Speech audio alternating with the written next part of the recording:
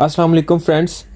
आज हम अपने घर की पानी वाली टैंकी के बारे में बात करेंगे, जिसे खुले आसमान तले लगे होने की वजह से हर तरह के मौसम की शिद्दत को झेलना पड़ता है, जिसकी वजह से उसमें मौजूद पानी भी मौसम की शिद्दत के हिसाब से बहुत ज़्यादा गर्म या बहुत ज़्यादा ठंडा हो जाता है, जो कि आम तौर पर इस्तेमाल के काबिल नहीं रहता।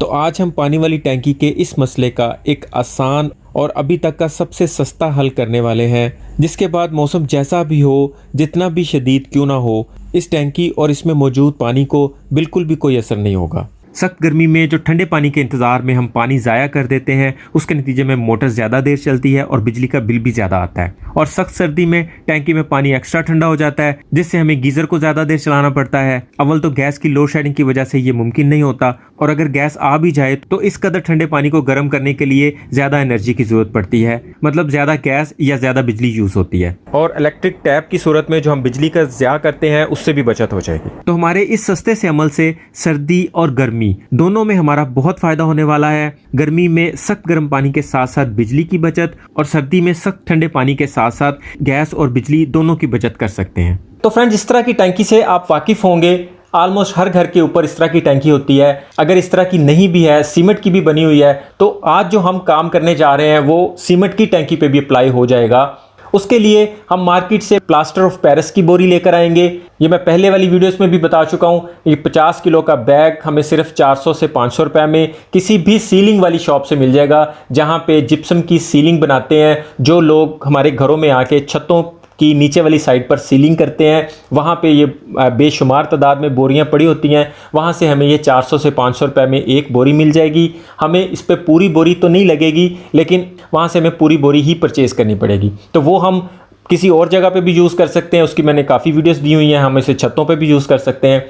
तो फ़िलहाल हम इसे अपनी टैंकी पे अप्लाई करने वाले हैं। कैसे अप्लाई करेंगे और इसके साथ हम ऐसा क्या करेंगे जिससे कम से कम 2 से 3 साल तक टैंकी को बिल्कुल कोई फ़र्क नहीं पड़ेगा, ना ये किसी बारिश से उतरेगा, ना ये किसी धूप से फटेगा, और ये 1000% काम करेगा। तो प्लास्टर ऑफ पेरिस को घोलने का, उसे मिक्स करने का तरीका वही है। एक बाल्टी में पानी लेंगे, उसमें प्लास्टर ऑफ पेरिस मिक्स करते जाएंगे, या इसमें दूसरा तरीका, प्लास्टर ऑफ पेरिस पहले बाल्टी में डाल लें, उसके अंदर पानी डाल लें। दोनों तरह से ही हमें इसे सिर्फ पानी में हल करना है और अच्छे से हल करना है। इसके अंदर प्लास्टर ऑफ पेरिस के पीसेस पानी में बिल्कुल भी नहीं होने चाहिए। ये जितना ज़्यादा अच्छा हल होगा, ये उतना ज़्यादा वर्क करेगा। और सेकेंडली ये कि प्लास्टर ऑफ पेरिस हमें अच्छे वाला ख़रीद के लाना है, जिसमें ये कंफर्म कर लेना है कि प्लास्टर ऑफ पेरिस में चाक मिक्स नहीं होना चाहिए। चाक मिक्स होगा तो वो ज़्यादा अच्छा काम नहीं करता। पहली दफ़ा बनाते हुए हमें इसे बहुत ज़्यादा पतला भी नहीं करना और बहुत ज़्यादा थिक भी नहीं करना। हमें सिर्फ इतना थिक रखना है जितना आप इस वक्त देख रहे हैं। और साथ में फ्रेंड्स, हमें अपने वाटर टैंक को गीले कपड़े से अच्छे से साफ़ कर लेना है, ताकि उसके ऊपर से डस्ट वगैरह, मट्टी वगैरह उतर जाए। और फिर हाथों की मदद से ही हमें इस टैंकी के ऊपर अप्लाई करते जाना है। ये काम सिर्फ इतना ही नहीं है कि हमें सिर्फ इसको टैंकी के ऊपर अप्लाई कर देना है और छोड़ देना है। इसका मुकम्मल तरीका आपको तभी पता चलेगा जब आप वीडियो को कंप्लीट देखेंगे, इसे स्किप किए बगैर देखेंगे, और आप देखेंगे कि वाकई ये तरीका 100% काम करेगा और बहुत तेज़ धूप या बारिशों वगैरह में भी गारंटी के साथ काम करेगा। बेशक हमने इसके अंदर कोई और चीज़ नहीं शामिल की, हम प्योर प्लास्टर ऑफ पेरिस का लेप कर रहे हैं इसके ऊपर। प्लास्टर ऑफ पेरिस से हाथों को कुछ नहीं होता, ये स्किन के लिए बिल्कुल भी नुकसानदेह नहीं है। पूरी टैंकी को एक दफ़ा हम प्लास्टर ऑफ पेरिस की वाइट चादर में लपेट देंगे। उसके बाद फ्रेंड्स, हम 2 गंदम की बोरियां ले लेंगे, मतलब जिसमें आमतौर पे घरों में गंदम आती है, वो वाली हम बोरियां ले लेंगे। घर में नहीं है तो मार्केट से मिल जाएंगी, जिसमें प्याज या आलू वगैरह आते हैं, वो वाली हमें 2 बोरियां चाहिए। उन्हें हम दोनों साइडों से काट लेंगे और वो पूरी एक लंबी बोरी बन जाएगी। उसके बाद हम इस बोरी को पानी के अंदर अच्छे से डिप कर लेंगे। ये अच्छे से सारी गीली हो जाएगी, और जिस प्लास्टर ऑफ पेरिस से हमने टैंकी के ऊपर लेप किया, उसके अंदर अब हम थोड़ा और पानी मिक्स करेंगे, उसे थोड़ा पतला कर लेंगे और इस बोरी को उसके अंदर डिप कर लेंगे, और सारा प्लास्टर ऑफ पेरिस इस बोरी के अंदर जज़ब हो जाएगा। मतलब टोटल जितना बाल्टी के अंदर प्लास्टर ऑफ पेरिस होगा, इस बोरी के अंदर, इसके मसामों के अंदर भर जाएगा। और फिर इसे हम बाहर निकाल के टैंकी के नीचे वाली साइड पे, या जैसे आपको ठीक लगे, ऊपर वाली साइड से शुरू करना है तो ऊपर वाली साइड से, वरना नीचे वाली साइड से इसे लंबाई में ही टैंकी के गिर्द लपेट देंगे। तो हमने प्लास्टर ऑफ पेरिस का जो पहले लेप किया होगा, तो ये बोरी उसके ऊपर रखते ही या उसके साथ लपेटते ही उसके साथ फिक्स हो जाएगी। फिक्स होने के बाद जो बचा हुआ प्लास्टर ऑफ पेरिस होगा, फ़ौरन से उसके ड्राई होने से पहले उसके ऊपर जितना लेप हो सके उसके ऊपर लेप कर देंगे। इस बोरी को लपेटने के लिए दूसरी साइड से पकड़ने के लिए साथ में किसी की मदद की ज़रूरत पड़ेगी, उसके बाद हम फिर नया प्लास्टर ऑफ पेरिस बनाएंगे। याद रहे प्लास्टर ऑफ पेरिस को एक ही दफ़ा में ज़्यादा सारा नहीं बना लेना, ये 15 से 20 मिनट के अंदर अंदर ड्राई हो जाता है, इसलिए हम थोड़ा थोड़ा साथ साथ बनाते जाएंगे और लगाते जाएंगे। पहले तरीके में हमने प्लास्टर ऑफ पेरिस के अंदर पानी डाल के उसे मिक्स किया है, दूसरे तरीके में हम पानी के अंदर प्लास्टर ऑफ पेरिस को डाल के मिक्स कर रहे हैं। दोनों तरीके ही ठीक हैं, आपको जो भी फिजिबल लगे आप वो अपना सकते हैं। एक दफ़ा फिर हम थोड़ा पतला प्लास्टर ऑफ पेरिस खोलेंगे ताकि उसके अंदर हम बोरी को डिप कर सकें, और पहले की तरह फिर दूसरी बोरी को भी जो लंबाई में हमने काट ली हुई थी उसे भी हम प्लास्टर ऑफ पेरिस के अंदर डिप कर लेंगे और सारा प्लास्टर ऑफ पेरिस बोरी के अंदर जज़ब हो जाएगा। अब की बार हम इस बोरी को टैंकी के ऊपर वाली साइड पे लपेट देंगे और ये नीचे वाली बोरी के ऊपर भी थोड़ी चढ़ जाएगी, और जैसे ही हम हाथ फेरते जाएंगे इसके साथ लगाते जाएंगे ये बोरी फिक्स हो जाएगी। हमें मतलब इसके साथ ज़्यादा खपना नहीं पड़ेगा, सिर्फ साथ लगाएंगे तो 15 से 20 सेकंड के अंदर अंदर ये वहाँ पे खुद को कैच कर लेगी, और सिर्फ 15 से 20 मिनट के लिए इसे पकड़ के रखना पड़ेगा। और अगर आप ज़्यादा देर इसे पकड़ के नहीं भी रख सकते या एहतियातन भी हम इसके ऊपर एक डोरी को बांध देंगे, जिस तरह हमने इसे 2 जगह से डोरी से बांध दिया है ताकि इसके ऊपर लेप करते वक्त बोरी अपनी जगह से नहीं हिले। कुछ लोग इन बोरियों को टैंकी के ऊपर वैसे भी लपेट देते हैं, लेकिन इनके अंदर छोटे छोटे होल होते हैं जहाँ से धूप टैंकी के ऊपर असर करती है, जो कि ज़्यादा असरदार नहीं होती। इनके अंदर काफ़ी स्पेस होता है, इनके अंदर से धूप गुजर जाती है और इस तरह ये ज़्यादा बोरियां वर्क नहीं करती। अब हम एक दफ़ा फिर प्लास्टर ऑफ पेरिस थोड़ा थिक फॉर्म में बना लेंगे और इसकी पूरी साइडों पर लेप कर देंगे। बोरी का एक बचा हुआ पीस लेके हम उसके थोड़े छोटे पीस करके उसे भी पहले की तरह पानी में डिप करके रख लेंगे।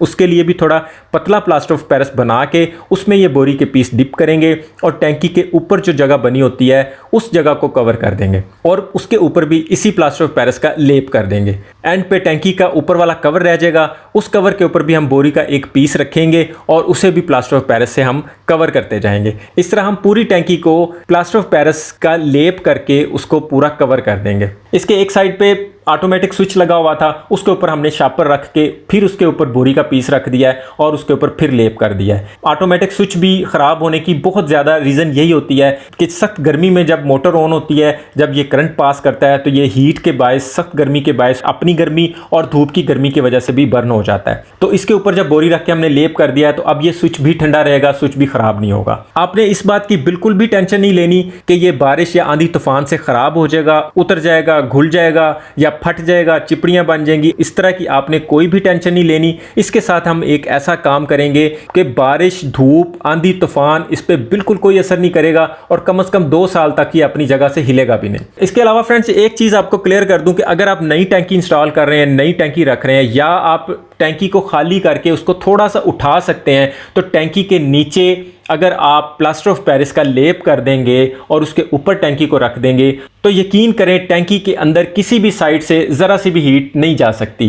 तो अगर हम टैंकी को मूव नहीं करवा सकते, अगर वो एक जगह पे ऑलरेडी फिक्स है, तो उसकी बिल्कुल नीचे वाली एजेस जो हैं, उसकी जो साइडें हैं, उन जगहों को हम इसी प्लास्टर ऑफ पेरिस से एक स्लोप सा बना देंगे, साइडें बिल्कुल कवर कर देंगे ताकि जिस छत पे टैंकी पड़ी हुई है जब वो छत गर्म होगी तो वो छत जाहिर बात है टैंकी को नीचे वाली साइड से गर्म करेगी। तो इस तरह लेप करने से बहुत हद तक फ़ायदा हो जाएगा। और अगर ये किसी छोटी सी छत पे पड़ी हुई है टैंकी तो उसकी पूरी छत के ऊपर हम प्लास्टर ऑफ पेरिस अगर साथ में बिछा देंगे तो ना तो छत गर्म होगी और ना ही टैंकी को वो नीचे की साइड से गर्म करेगी। जब प्लास्टर ऑफ पेरिस पूरा इसके ऊपर लेप हो जाए, जब टैंकी हर तरफ से ढक दी जाए, सिर्फ हमें एक चीज़ का ख्याल रखना है कि इसके अंदर से जो एयर का पाइप निकल रहा होता है उसको बंद नहीं करना। अगर टैंकी का एयर वाला पाइप भी बंद कर देंगे तो टूटियों में पानी का प्रेशर कम हो जाएगा। पूरी टैंकी कवर करने के बाद हम इसके ऊपर एक केमिकल लगाएंगे जिससे बारिश, आंधी, तूफान, धूप, किसी चीज़ की हमें कोई परवाह नहीं रहेगी।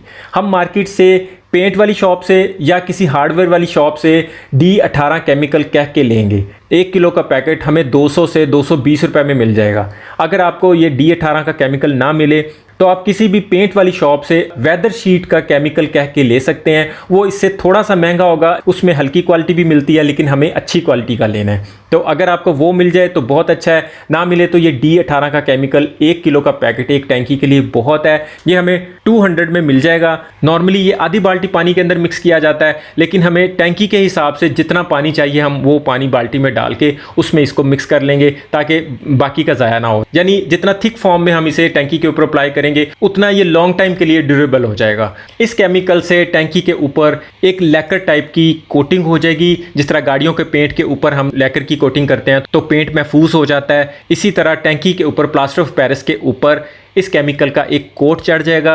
दूसरे लफ्ज़ों में इसके ऊपर लैकर हो जाएगा, जिससे टैंकी के ऊपर वाला प्लास्टर ऑफ पेरिस बारिश वगैरह से महफूज हो जाएगा।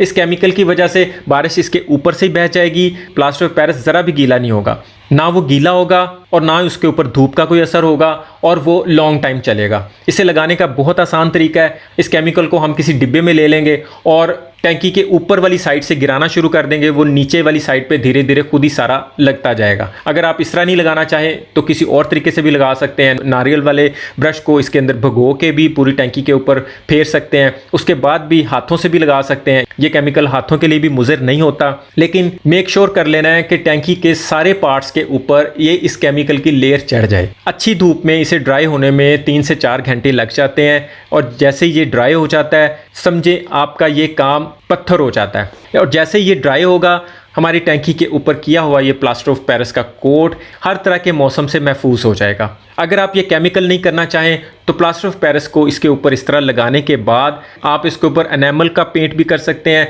जो हम आमतौर पे लोहे के दरवाज़ों पे करते हैं, मेन गेट्स पे करते हैं, वो वाला पेंट भी कर सकते हैं। इसके अलावा सीमेंट को घोल के इसके ऊपर नीरू भी लगा सकते हैं। और ये सारे काम करने के बाद अगर आप चाहते हैं कि ये इससे भी ज़्यादा देर निकाले, मतलब इसकी लाइफ इससे भी डबल हो जाए, तो फिर हमें मार्केट से बड़े साइज़ का एक शार्पर मिलता है। हम वो मार्केट से ला के इसके गिर्द लपेट के उस पर टेप लगा देंगे। अगर वो शार्पर आप लगाते हैं तो बेशक केमिकल नहीं भी लगाएं तो ये किसी भी मौसमी सूरत हाल से निपटने के लिए रेडी होगा। इससे पहले मैंने एक टैंकी की वीडियो दी थी, उसमें लोगों का ये कंसर्न था कि वो शीट बारिश में ख़राब हो जाती है या मौसम की वजह से ख़राब हो जाती है। तो इस वीडियो में मैं उसके बारे में भी बता देता हूँ कि अगर आप वो शीट भी लगाना चाहते हैं तो उसके ऊपर भी आप प्लास्टिक शीट रैप कर देंगे, पूरी के ऊपर लपेट देंगे और बाद में कोई टेपिंग कर देंगे, तो वो शीट भी साल हा साल चलेगी, बहुत लंबा अरसा चलेगी, वो बिल्कुल ख़राब नहीं होगी। हम इसका टेम्परेचर भी नोट कर लेते हैं। जहाँ पे हमने कोटिंग की है वहाँ 29 से 30 डिग्री का टेम्परेचर आ रहा है, और इसके बिल्कुल साथ वाली जगह पे जहाँ पे कोटिंग नहीं हुई, जहाँ पे एक जैसी धूप पड़ रही है, वहाँ पे अगर हम टेम्परेचर चेक करें तो 37 डिग्री आ रहा है। मतलब टेम्परेचर में भी हमें नुमाया फ़र्क महसूस हो रहा है। आप यकीन करें ये काम करने के बाद पानी के गर्म होने का बिल्कुल सवाल ही पैदा नहीं होता। सख्त धूप में, सख्त गर्मी में भी जब भी अपना टैप खोलेंगे आपको ठंडा पानी ही मिलेगा। बाहर की धूप से पानी पे बिल्कुल कोई असर नहीं होगा। हाँ, अगर आपकी पानी की वायरिंग अगर वो लोहे की है और वो डायरेक्ट धूप के कांटेक्ट में है तो वो पानी को गर्म करने का ज़रूर बायस बनेंगे। उसका भी बड़ा ज़बरदस्त हल है कि इसी प्लास्टर ऑफ पेरिस को आप उन पाइपों के ऊपर भी लेप कर दें, जिससे पानी वाले पाइप गर्म नहीं होंगे और हमें पानी ठंडा मिलेगा। प्लास्टर ऑफ पेरिस को आप गूगल भी कर सकते हैं। ये 100% हीट प्रूफ मटेरियल होता है। अगर आप इसका तजर्बा करना चाहें तो मार्केट से 20 से 40 रुपए का एक पैकेट मिलता है। उसको आप पानी में घोल के किसी भी चीज़ के साथ लगा के एक साइड से अगर आप उसे हीट दें तो आप दूसरी साइड पे हाथ लगा के चेक कर सकते हैं। दूसरी साइड आपकी बिल्कुल आपको नॉर्मल मिलेगी। ये हीट को दूसरी साइड पे नहीं जाने देगा। इस काम से हमें ना सिर्फ गर्मी में फ़ायदा मिलेगा, हमें सर्दी में भी फ़ायदा मिलेगा। मतलब सख्त गर्मी में पानी गर्म नहीं होगा और सख्त सर्दी में पानी ठंडा नहीं होगा। ये इसी तरह ही है जिस तरह आप एक वाटर कूलर को गर्मियों में ठंडे पानी के लिए यूज़ करते हैं, उसमें पानी ज़्यादा देर ठंडा रहता है, और सर्दियों में आप उसमें उबले हुए अंडे रख के उसको ज़्यादा देर तक चला सकते हैं। सर्दी में हमारे इंस्टेंट गीज़र 90% सिर्फ इसी वजह से काम छोड़ जाते हैं कि टैंकी का पानी बहुत ज़्यादा ठंडा होता है और उनके लिए इंतहाई ठंडे पानी को गर्म करना मुश्किल हो जाता है और हमें उन्हें हाई एफिशिएंसी पर चलाना पड़ता है, जिसके लिए गैस का प्रेशर भी ज़्यादा चाहिए होता है, जो कि मुमकिन नहीं हो पाता। और फिर गीज़र में भी तरह तरह के फॉल्ट दिखने को मिलते हैं। इस काम के बाद पानी पहले से ही नॉर्मल होगा तो गीज़र थोड़ी सी एफिशिएंसी के साथ ही पानी को गर्म कर दिया करेगा, जिससे गैस की भी बचत होगी और गीज़र भी ठीक काम करता रहेगा। इसी तरह स्टोरेज वाला गीज़र भी बहुत कम वक्त में पानी गर्म कर दिया करेगा, गैस भी कम लगेगी और पानी यूज़ करने पर इसमें जो पानी ऐड होगा वो इंतहाई ठंडा नहीं होगा। तो इस तरह गर्म पानी ज़्यादा देर के लिए गर्म रहेगा। और इसका सबसे ज़्यादा फ़ायदा हमें मुस्लिम शावर को इस्तेमाल करते वक्त होगा, क्योंकि मुस्लिम शावर के साथ मिक्सर नहीं लगा होता। इसमें मौसम की शिद्दत के हिसाब से ही पानी आता है, जिसे इस्तेमाल करना काफ़ी मुश्किल हो जाता है। और जो लोग ताज़ा पानी से नहा सकते हैं उन्हें गीज़र की बिल्कुल भी ज़रूरत नहीं रहेगी। इसी तरह अगर आपकी सीमेंट वाली टैंकी है उसके ऊपर भी आप सेम प्रोसेस अप्लाई कर सकते हैं। तो इंशाल्लाह सीमेंट वाली टैंकी की जो सीपेज होगी, जो वहां से पानी लीक होता है, एक तो वो बंद हो जाएगी, दूसरा उसका 100% पानी ठंडा रहेगा। इस काम से जो टैंकी में कीड़े मकोड़े और छिपकलियां वगैरह जाती हैं उनसे भी बचत हो जाएगी, हमारी टैंकी का पानी भी साफ सुथरा ही रहेगा और इससे टैंकी की लाइफ भी बढ़ जाती है। आप यकीन करें, इससे ज़्यादा सस्ता, असरदार और देर पा तरीका और कोई भी नहीं है। आप इस तरीके को एक दफ़ा अपनाएंगे और आपको इससे इस कदर फ़ायदा होगा कि आप इसके फ़ैन हो जाएंगे। मेरी हौसला अफजाई के लिए वीडियो को लाइक और दोस्तों के फ़ायदे के लिए उन्हें शेयर लाजमी कर दिया करें। चैनल पर नए हैं तो इसे सब्सक्राइब करके बेल के आइकन पर प्रेस कर दें ताकि हर आने वाली वीडियो आप तक बआसानी पहुँच सके। अभी के लिए इतना ही। अपना और अपनों का ख्याल रखिएगा। बहुत बहुत शुक्रिया। अल्लाह हाफिज़।